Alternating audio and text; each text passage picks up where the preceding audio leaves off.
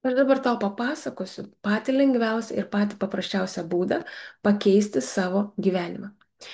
Jeigu tu šiuo metu esi sunkioje padėtyje, tarkim, yra daug problemų su finansais, sveikatos problemų, santykių problemų, patiri aplamai tokį globalų nusivylimą pasaulio ar net beprasmybę.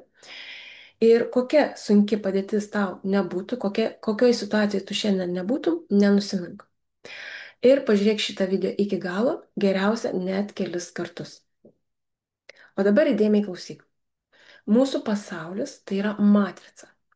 Pasaulis iš tikrųjų nėra toks realus, kokį tu įsivaizduoji, kad jis yra. Ir ši išorinė matrica, kurią mes matome ir patiriame, kurioje gyvename, tai yra viskas, ko tu vienai ar kitaip panorėjai. Taip, panorėjai. Pagal savo vidinės būsenas mes sukuriam užsakymą, kuris virsta realybė. Ir dabar mes praleisim šitą momentą, dėl ko jūs vienai par kitai panorėjo. Čia jau kita tema. Mūsų viduje, mūsų širdyje visada yra tam tikra būsena. Mes išgyvenam, patiriam tam tikrus jausmus. Ir netgi jeigu dabar patikrintum, tu atrastum, ką tu šiuo metu spinduliuoji. Pergyvenimas, liūdesys, baimės, susierzinimas, pyktis, dirglumas, priekaištai, nusivylimas ir taip toliau. Ir visa ta mūsų išorinė matrica, tai yra mūsų patiriama realybė, egzistuoja tik tam, kad tau atspindėtų tavo vidinį pasaulį. Ir aš manau, kad šitoje vietoje tikrai niekam jau nėra naujiena, kad jūs seniai visą tai žinot, bet kodėl jūs negalite to integruoti į savo gyvenimą, kodėl jūs negalite tokiu būdu pakeisti gyvenimą.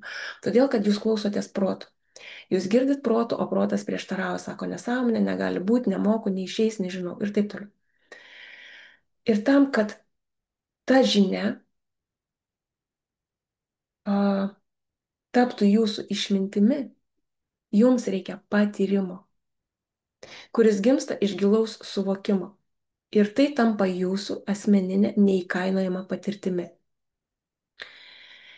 Ir jeigu tu šiame gyvenimo etape renkiesi, noriu akcentuoti, noriu užtvirtinti, renkiesi pergyvenimą, priekaištus, nepasitenkinimą, pyktį, noras viską sukontroliuoti, nesaugumą,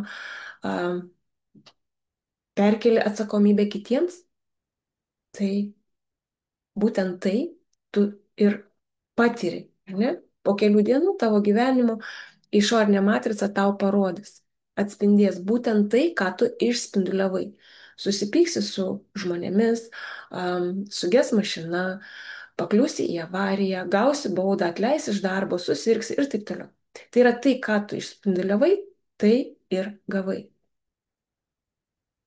Tai reiškia, kad visa tavo vidinė būsena bus pertransliuota, ištransliuota išorėje. Ir jei tu sąmoningai pasirinksi kitą būseną, džiaugsmą, ramybę, meilę, lengvumą, žaismingumą, sėkmę,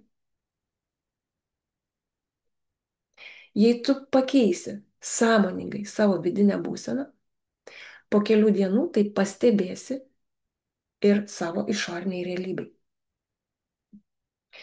Ir kiekvienas, manau, galit pastebėti, kad jeigu mes leidžiam savo patirti geras emocijas, pavyzdžiui, atostogų metu, ar kažkoks įvykis, ar kažkokia šventė.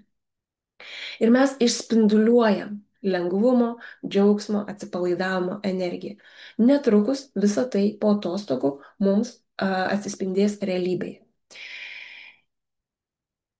Ir manau, kad jūs patys turit savo realybėje tokių pavyzdžių, ar ne?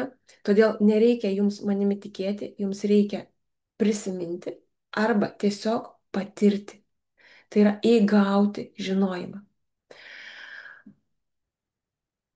Matrica yra tam, kad tau parodytų tai, kas yra tavo viduje ir padėtų tau keistis, transformuotis. Ir nuostabus dalykai pradeda vykti tavo gyvenime. ką tu dabar renkiesi jausti savo viduje, būtent tai renkiesi rytoj patirti išorėje. Ir jeigu tau yra sunku savarankiškai keisti būsenas, jei neturi patirties ir net nežinai, nuo ko pradėti, registruok į susipažinimo skambučiui arba tiesiog sesijai. Iki.